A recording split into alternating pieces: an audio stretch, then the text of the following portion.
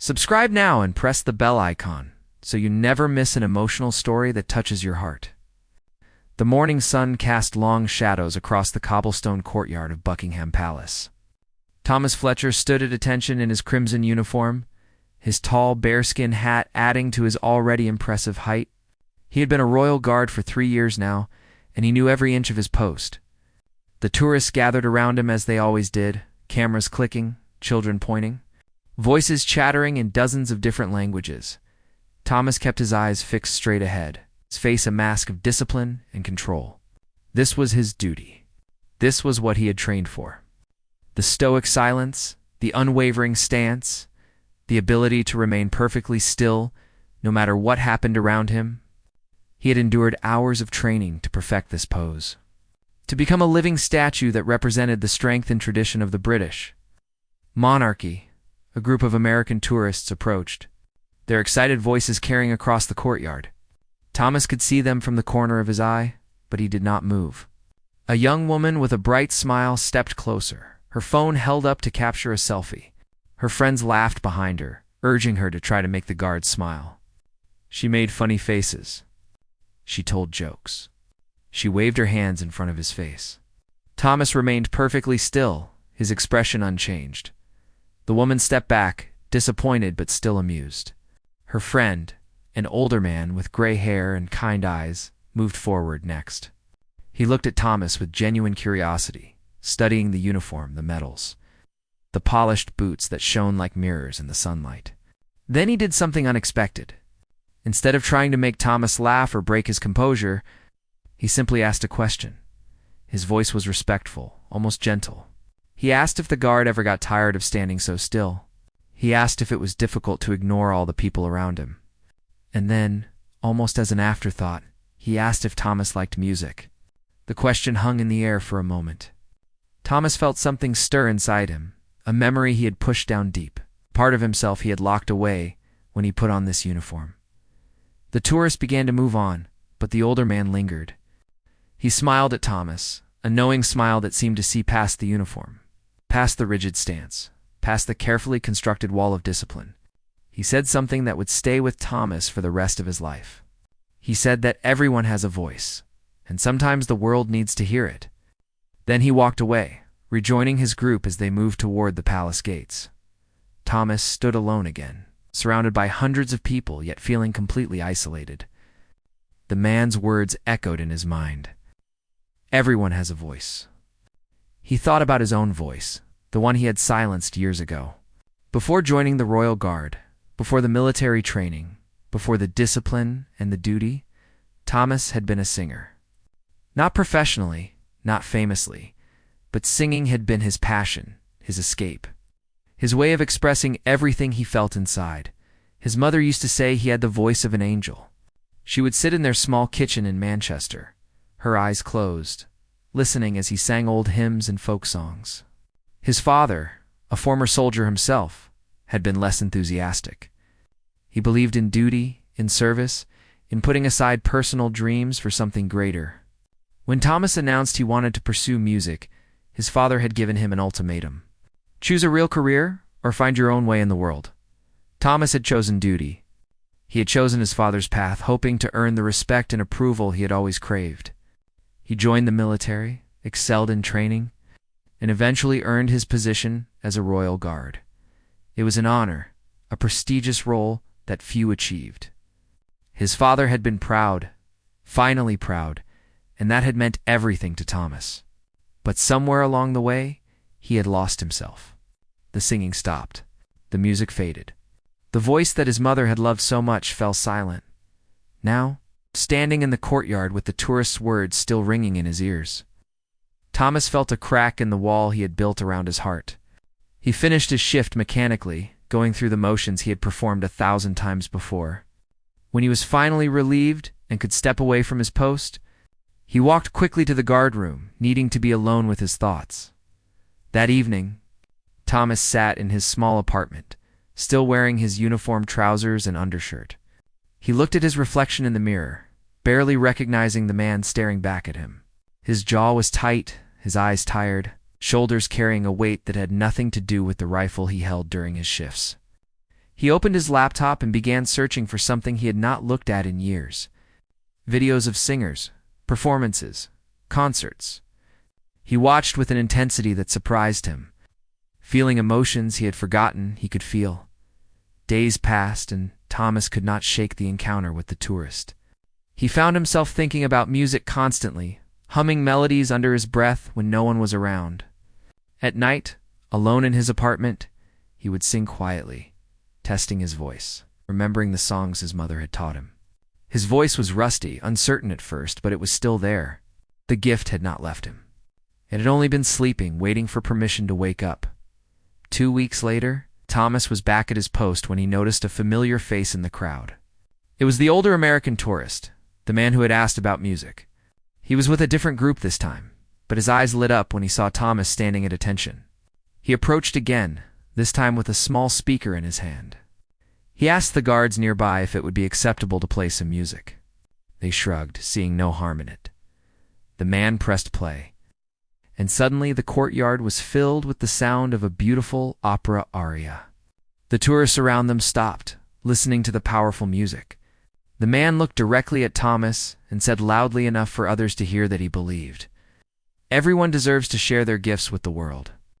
That hiding talent was a tragedy, and that sometimes all someone needs is a little encouragement to be brave.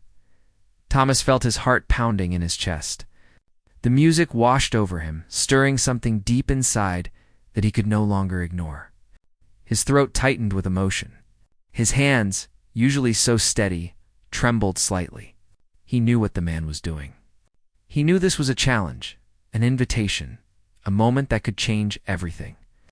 But he also knew the rules, the discipline, the expectations placed upon him. Royal guards did not sing. They did not perform.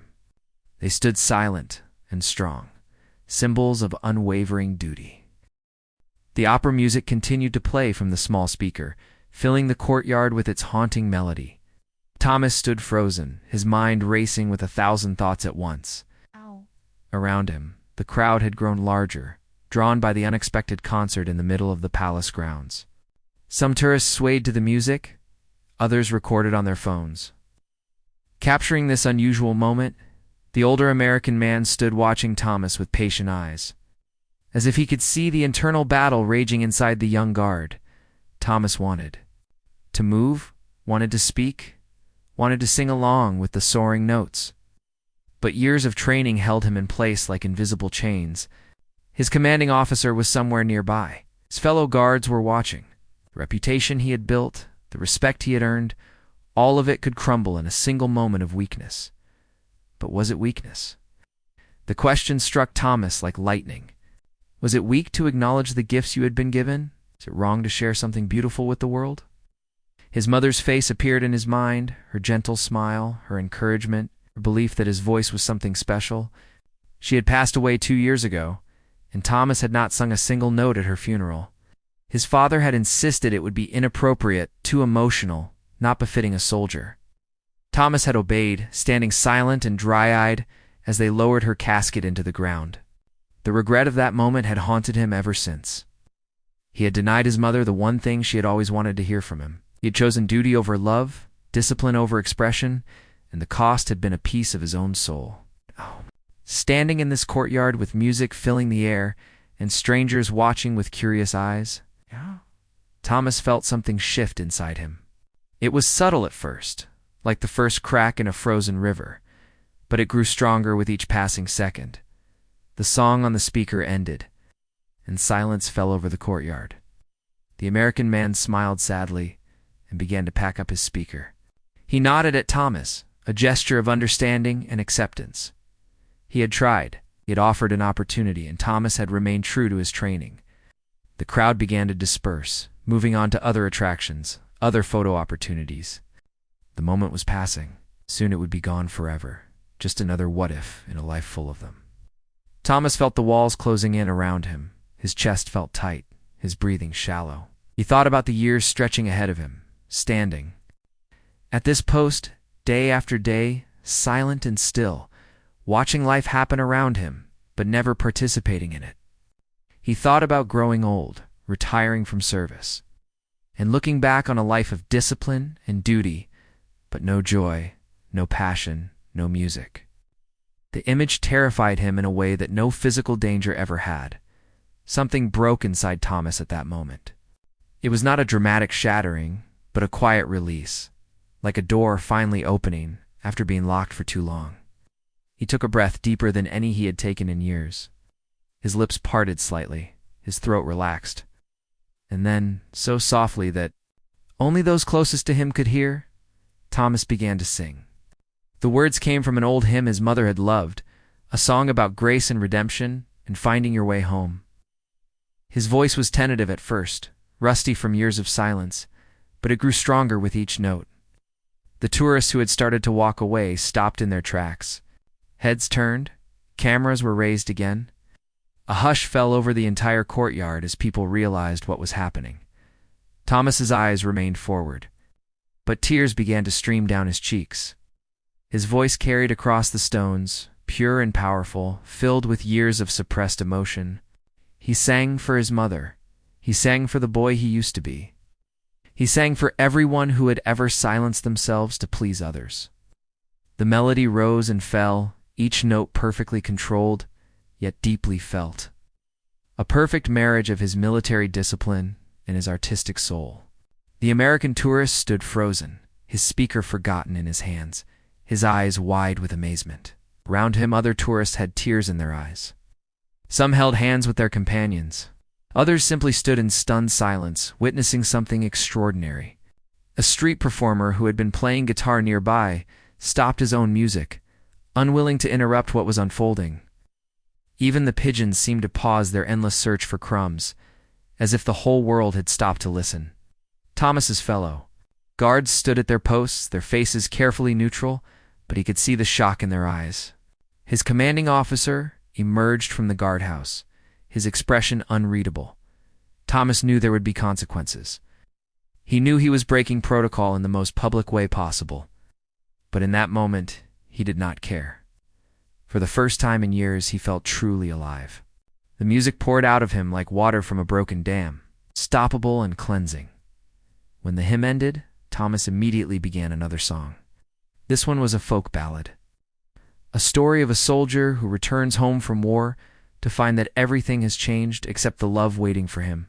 His voice had found its full strength now, resonating with a richness that came from deep within his chest. People in the crowd were openly weeping.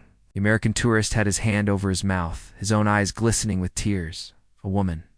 In the crowd, an elderly British lady with white hair and a kind face began to hum along. Then others joined in, those who knew the old song, adding their voices to Thomas's. The courtyard transformed into an impromptu concert hall, strangers united by music and emotion. It was beautiful and chaotic and perfect, everything that Thomas's regimented life was not. As he sang, Thomas felt layers of pain and regret falling away from him. Each note was a release, each phrase a healing. He thought about all the years he had spent trying to be someone he was not, trying to earn approval from a father who could never truly see him.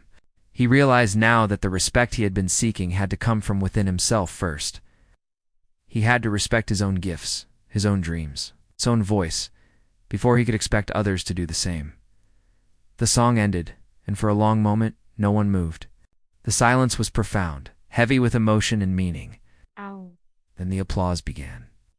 It started with the American tourist, his hands coming together in slow, deliberate claps.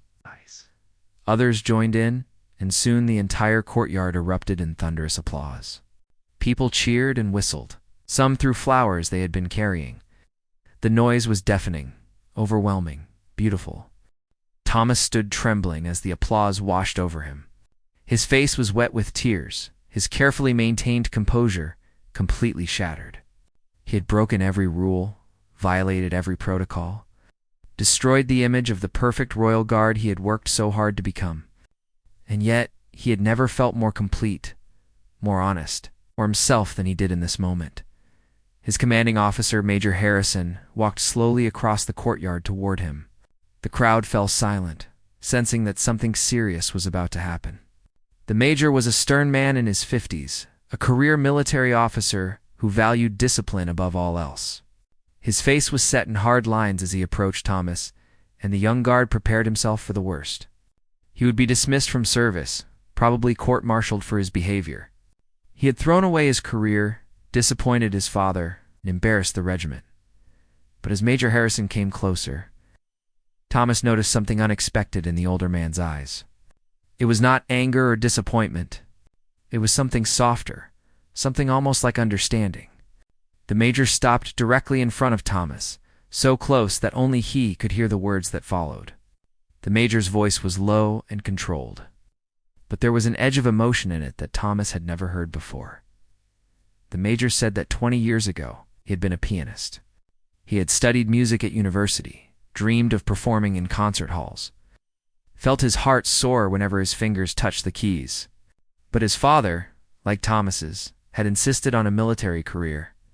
The major had obeyed, putting away his music, telling himself that duty was more important than dreams. He had never touched a piano again. Now, watching Thomas sing, he realized what he had lost. He saw in Thomas's face the joy he had denied himself for 2 decades. The major stepped back and saluted Thomas formally. The gesture shocked everyone watching.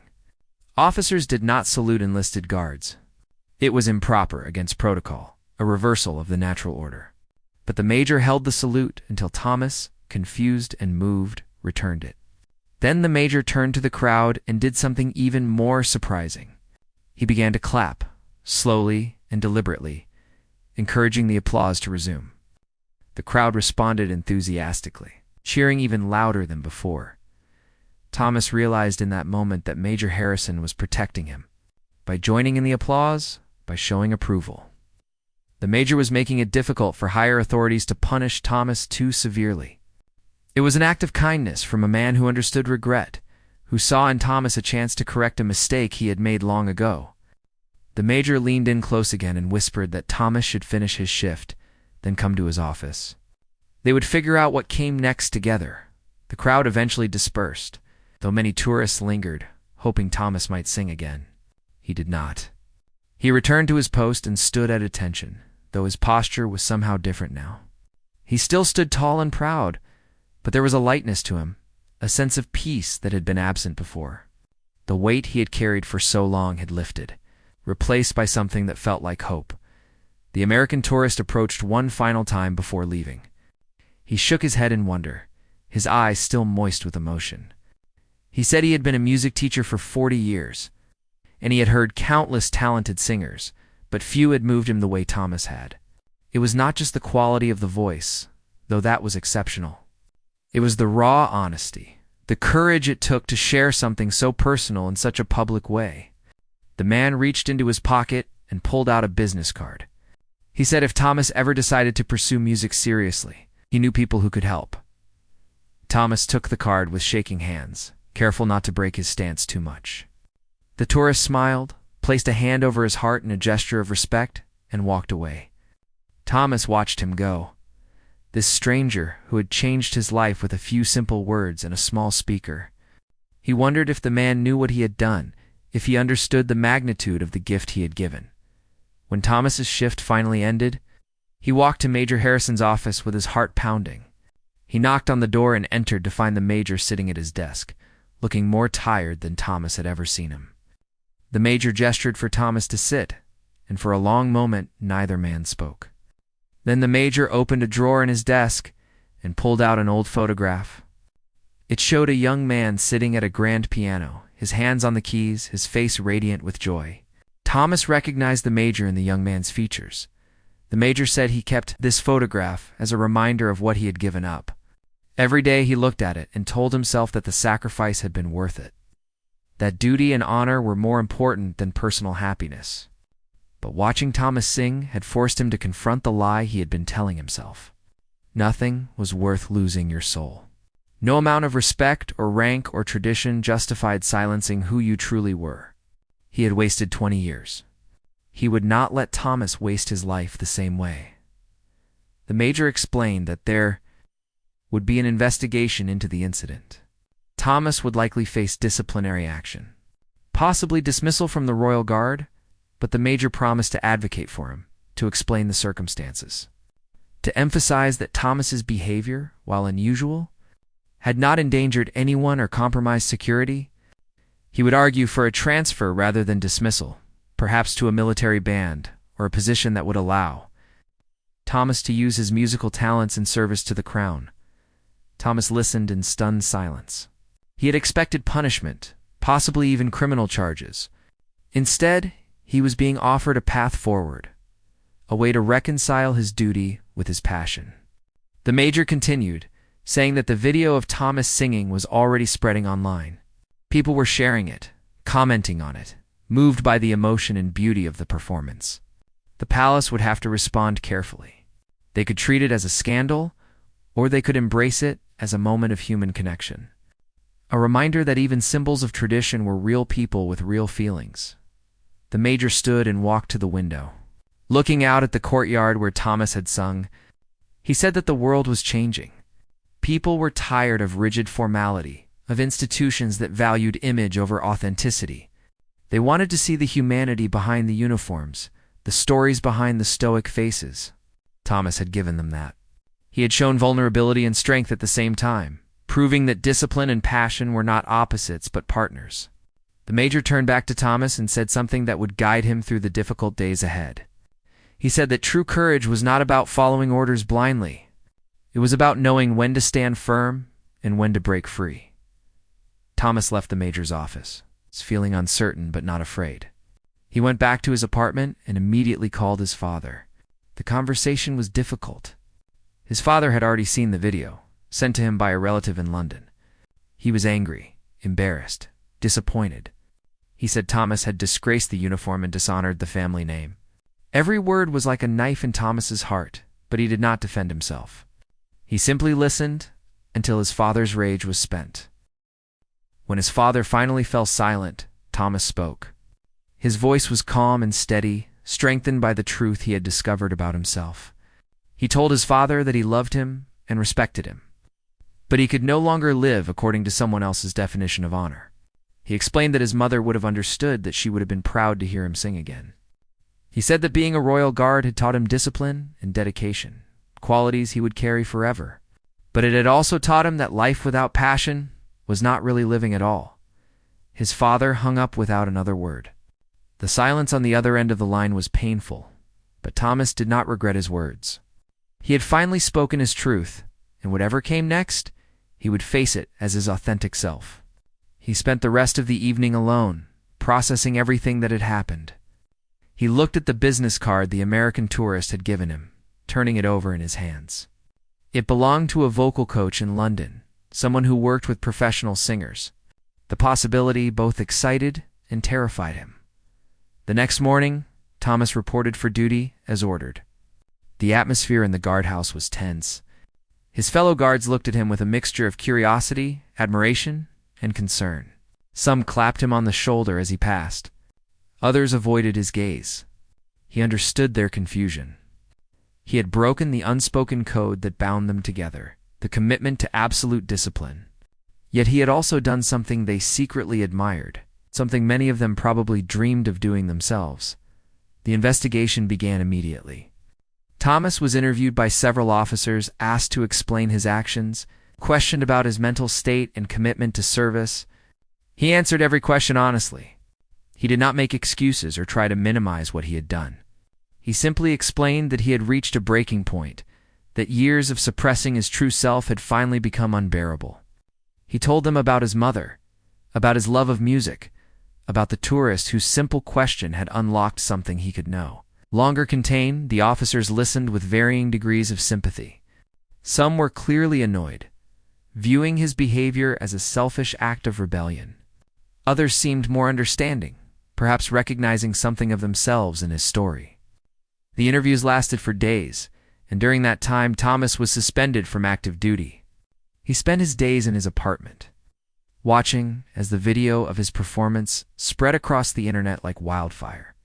Millions of people had viewed it. News outlets picked up the story. The comments were overwhelmingly positive. People called it beautiful, moving, inspiring. They praised his courage and his voice. Some criticized him for breaking protocol, arguing that military discipline existed for good reasons. But the vast majority saw what Thomas had done as something special. A reminder that we are all human beings, with gifts and dreams that deserve to be honored. Major Harrison kept Thomas updated on the proceedings. The palace officials were divided on how to handle the situation. Some wanted to make an example of Thomas, to show that such behavior would not be tolerated. Others saw an opportunity to modernize the image of the royal guard, to show that tradition and humanity could coexist. The debate raged for nearly 2 weeks while Thomas waited in limbo, uncertain of his future. During this time, Thomas received hundreds of messages from people around the world. They shared their own stories of suppressed dreams and silenced voices. A woman in Japan wrote that she had given up painting to become an accountant because her parents demanded it. She said watching Thomas sing had inspired her to pick up her brushes again. A man in Brazil wrote that he had been hiding his identity as a dancer from his conservative family. Thomas's courage gave him the strength to be honest about who he was. These messages moved Thomas deeply. He had never imagined that his moment of vulnerability would resonate so widely, that his personal struggle would reflect something universal. He began to understand that his voice was not just his own. It carried the hopes and dreams of everyone who had ever felt forced to hide their true selves. This realization gave him a sense of purpose he had never felt before, not even in his military service. The American tourist reached out through social media. His name was Robert Chen, and he was indeed a retired music teacher from California. He had been visiting London with his daughter and grandchildren when he encountered Thomas at the palace. Robert explained that he had spent his career encouraging young people to pursue their passions, to not let fear or expectations silence their gifts. When he saw Thomas standing so rigidly at his post, something told him that here was a person who needed to hear that message. Robert had not expected Thomas to actually sing. He had simply wanted to plant a seed, to offer encouragement. When Thomas's voice filled that courtyard, Robert said he felt like he had witnessed a miracle. He offered to help Thomas in any way possible, whether that meant vocal training, connections in the music industry, or simply moral support. Thomas was touched by the offer and accepted gratefully. He called the vocal coach whose card Robert had given him and scheduled a session. The vocal coach, a woman named Sarah Mitchell, had been teaching for 30 years. She had worked with opera singers, musical theater performers, and recording artists. When Thomas arrived for his first lesson, nervous and unsure, she put him at ease immediately. She asked him to sing the hymn he had performed at the palace. As his voice filled her studio, Sarah closed her eyes and listened with complete attention. When he finished, she opened her eyes and smiled. Sarah told Thomas that he had a rare gift. His voice had power and clarity, but more importantly, it had emotion and authenticity. Technical skill could be taught, but the ability to touch people's hearts was innate.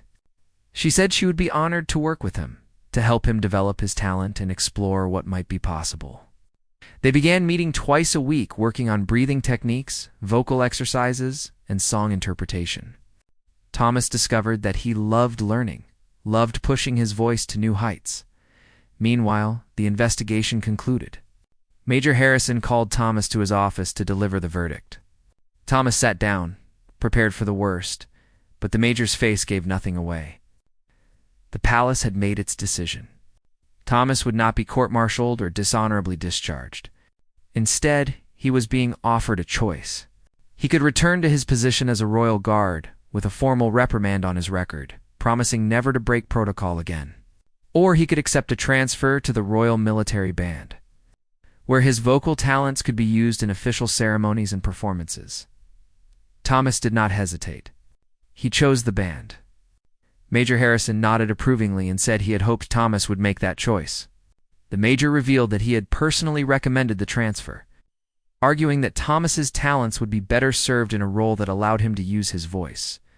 He had also quietly arranged for Thomas to have time for private vocal training, understanding that true growth required dedication beyond military duties. As Thomas prepared to leave the major's office, the older man stopped him. Major Harrison opened another drawer in his desk and pulled out a brochure for music schools in London. He had been researching them, he explained, thinking about what might have been. He handed the brochure to Thomas and said that perhaps it was not too late for either of them. The major was considering retirement in a few years, and when he did, he planned to buy a piano. Maybe he would even take lessons. Try to reclaim some of what he had lost. Thomas thanked the major, his voice thick with emotion. He understood that this man had sacrificed his own dreams but was finding redemption through helping Thomas pursue his. It was a generous gift, an act of mentorship that went far beyond duty. The two men shook hands, a gesture that carried the weight of mutual respect and understanding. As Thomas walked out of the office, he felt like he was stepping into a new life, one where he could honor both, his sense of duty and his artistic soul. The transition to the Royal Military Band was not without challenges. Some of the musicians resented him, viewing him as a publicity stunt rather than a serious artist. They had spent years training and proving themselves, while Thomas had gone viral with a single impromptu performance. He understood their skepticism and worked hard to earn their respect. He arrived early to rehearsals, stayed late to practice, and approached every task with humility and dedication. Slowly, the other musicians began to accept him. They heard the quality of his voice, saw his commitment to improvement, and recognized that his viral moment had been real, not manufactured for attention. The band director, a stern but fair conductor named Elizabeth Foster, pushed Thomas harder than anyone. She assigned him challenging pieces, critiqued his performances without mercy, and demanded excellence in every note. Thomas thrived under her guidance. Grateful for someone who believed in his potential enough to challenge him, his first official performance with the band was at a veterans memorial service. Thomas was assigned a solo, a traditional military hymn that honored fallen soldiers. He was terrified. This was different from singing spontaneously in a courtyard. This was official, planned with expectations and standards. What if his voice cracked? What if he disappointed everyone who had seen his video and expected something magical? The day of the performance arrived cold and gray.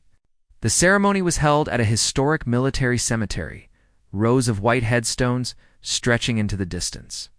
Veterans and their families gathered in quiet reverence. Thomas stood with the band, his heart pounding so hard he thought everyone must be able to hear it. When his moment came, he stepped forward to the microphone. He looked out at the faces in the crowd, saw their grief and pride, their memories of loved ones lost to war. Thomas closed his eyes and began to sing. He thought of his mother, of all the sacrifices made by people in uniform, of the weight of duty and the cost of service. His voice carried across the cemetery, pure and strong, filled with respect and sorrow and hope. The hymn spoke of courage and sacrifice, of lives given for something greater than oneself. Every word was a prayer, every note a tribute. When he finished, there was not a dry eye in the crowd. After the ceremony, several veterans approached Thomas. They shook his hand, thanked him, told him that his performance had honored their fallen comrades in a way that words alone could not. An elderly woman, the widow of a soldier, hugged him tightly and whispered that her husband would have loved his voice. These interactions meant more to Thomas than any amount of online fame. He realized that his gift could serve others, could bring comfort and meaning in moments of grief and remembrance. Over the following months, Thomas performed at numerous official events, state dinners, diplomatic receptions, royal ceremonies. Each performance helped him grow as an artist and as a person. He learned to control his nerves, to read different audiences, to adapt his emotional delivery to suit the occasion. He became known within military circles as a talented vocalist, someone who could elevate any event with his presence. But Thomas did not want to limit himself to military performances. With Sarah's encouragement and Robert's support, he began exploring other opportunities.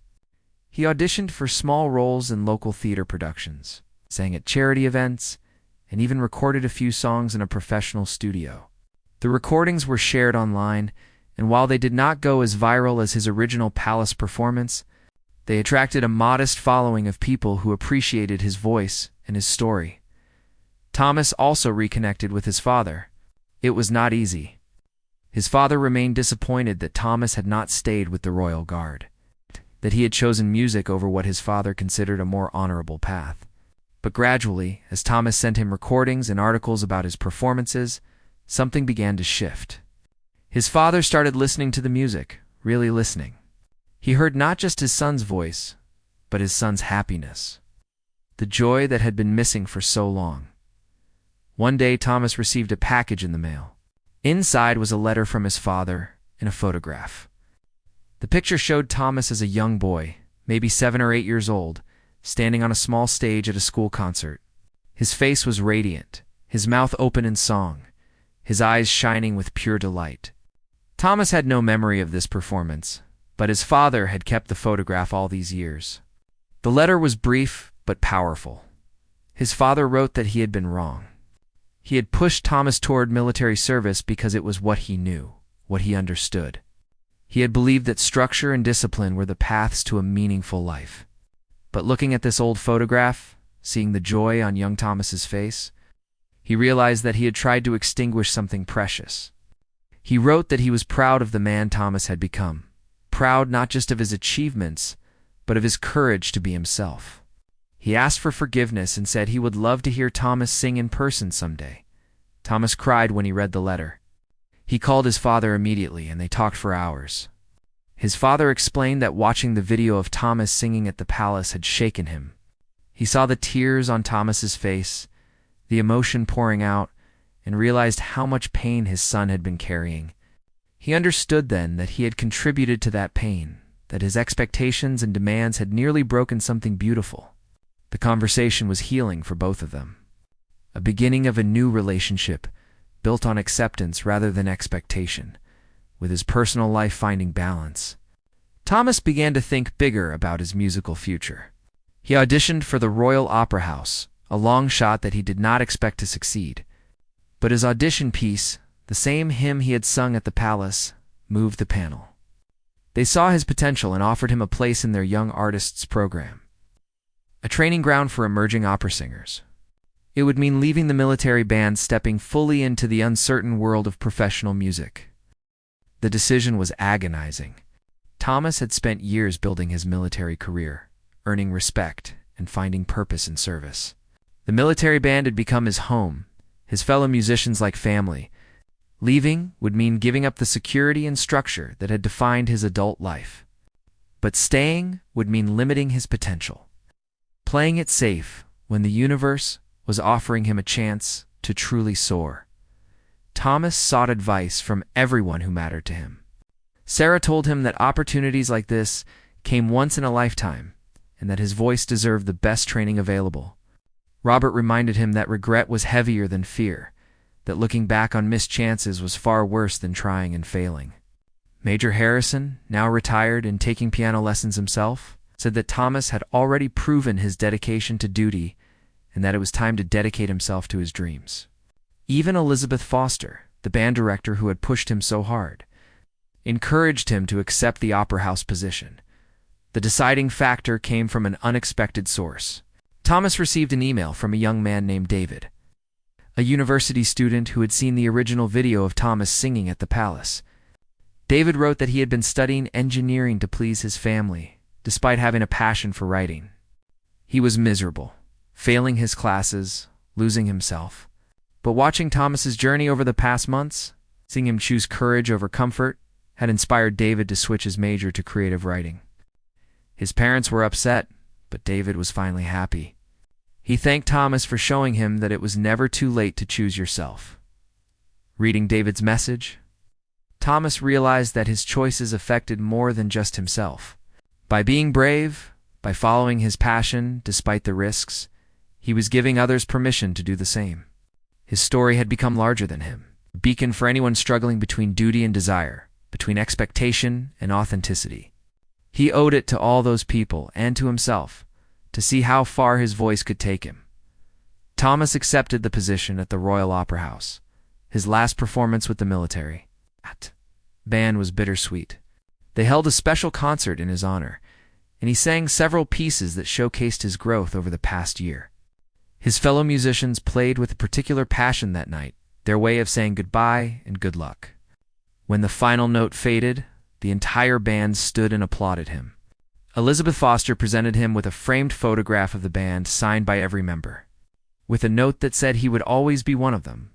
The training at the Opera House was intense beyond anything Thomas had experienced. He worked with world-class vocal coaches, learned multiple languages, studied music theory and stage performance. The other young artists were incredibly talented, many having trained since childhood. Thomas often felt like he was behind, struggling to catch up to people who had years of head start. But he brought something they sometimes lacked: life experience, emotional depth, and an understanding of sacrifice and discipline. His breakthrough came during a master class with a famous tenor visiting from Italy. The tenor asked each student to perform a piece that meant something personal to them. Thomas chose a song about homecoming, about finding your way back to yourself after being lost. As he sang, he thought about his entire journey, from the silent guard in the courtyard to the artist he was becoming. His voice cracked with emotion in places, not perfectly controlled but utterly real. When he finished, the tenor was quiet for a long moment. Then he said something in Italian, which the translator repeated: "Technique can be taught, but truth cannot." This young man sings truth. The tenor worked with Thomas privately after that, refining his technique while encouraging him to never lose the emotional honesty that made his voice special. It was validation from someone at the highest level of the art form, confirmation that Thomas belonged in this world. Months passed in a blur of rehearsals, performances, and study. Thomas was cast in small roles in several productions, building experience and confidence. Critics began to notice him, mentioning his powerful presence and emotionally resonant voice in their reviews.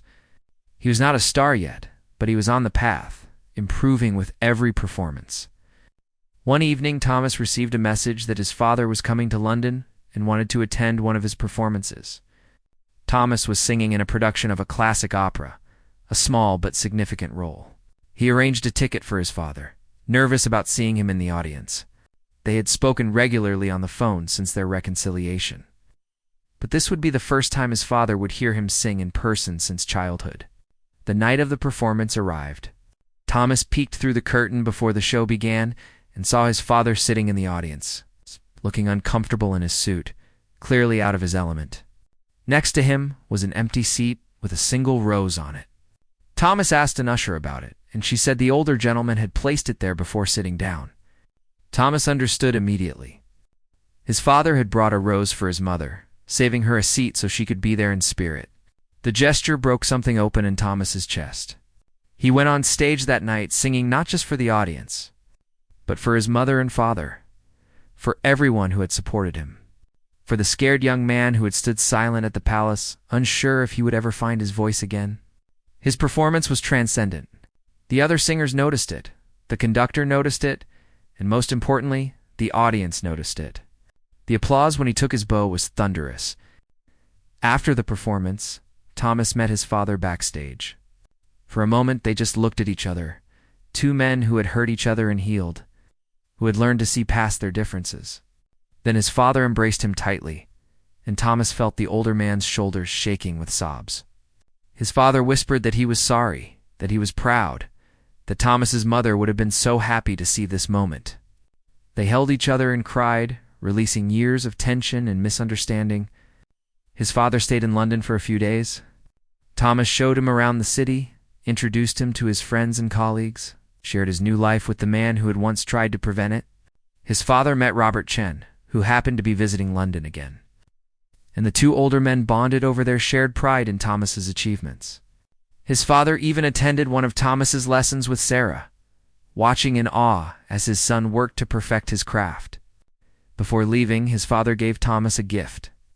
It was a small velvet box, and inside was his mother's wedding ring. His father said that she had wanted Thomas to have it to give to someone he loved when the time came. But more than that, she had wanted him to remember that she had always believed in him, had always known his voice was special. The ring was a symbol of her faith, her love, and her hope for his happiness. Thomas wore the ring on a chain around his neck during performances, a talisman that connected him to his roots while he reached for the stars.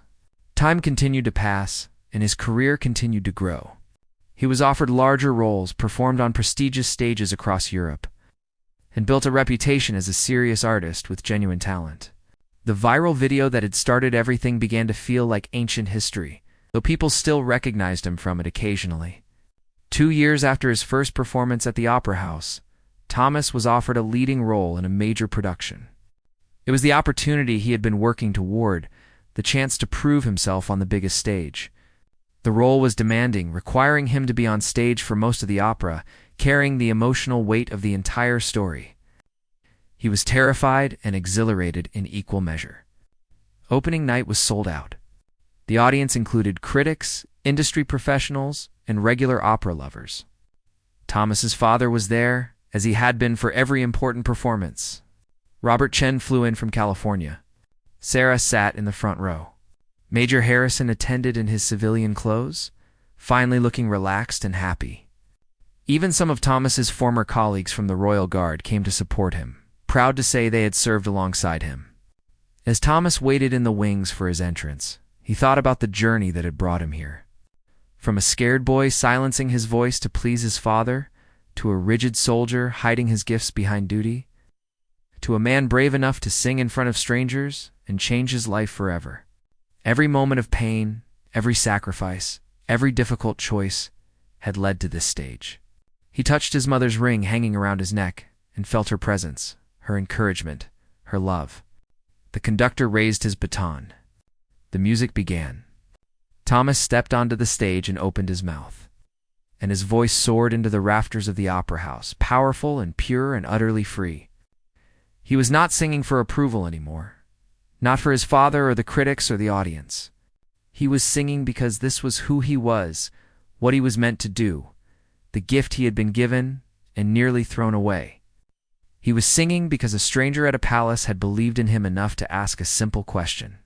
He was singing because his mother had loved him. He was singing because he had finally learned to love himself. The opera ended with thunderous applause. Thomas took his bows, flowers raining onto the stage, the audience on their feet cheering. But the moment that mattered most came when he looked into the audience and saw his father standing and clapping, tears streaming down his face, finally understanding what his son had been trying to tell him all along. Sometimes the greatest duty we have is not to tradition or expectation, but to the truth of who we are. And sometimes finding your voice means having the courage to let it be heard.